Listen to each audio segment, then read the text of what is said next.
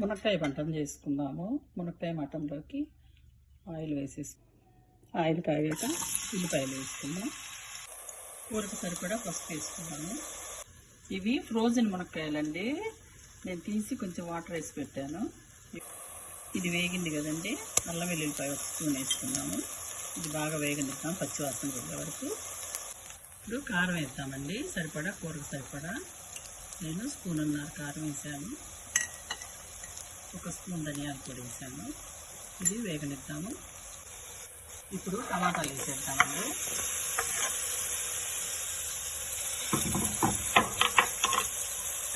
ఇది కూడా వేగనిద్దాం.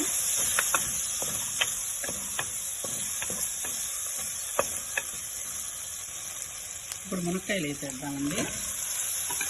నేను మటన్ ముందుగానే ఉడకబెట్టి పెట్టాను. ఇక్కడ తొందరగా మటన్ ఉడకదండి అమెరికాలో, అందుకే కుక్కర్లో ఉడకబెట్టేసేసి ఇన్స్టాకార్ట్లో పెట్టాను. ఇంట్లో కలిపేస్తాను.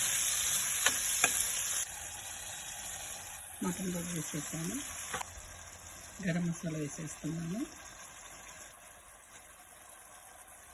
కలిపి తగినంత వాటర్ వేసేద్దామండి. వేసి మూత పెట్టి ఒక 3 విజిల్స్ వస్తే చాలండి. ఎందుకంటే మటన్ కూడా ఉడికిపోయింది కాబట్టి మునక్కాయ ఉడికితే చాలు.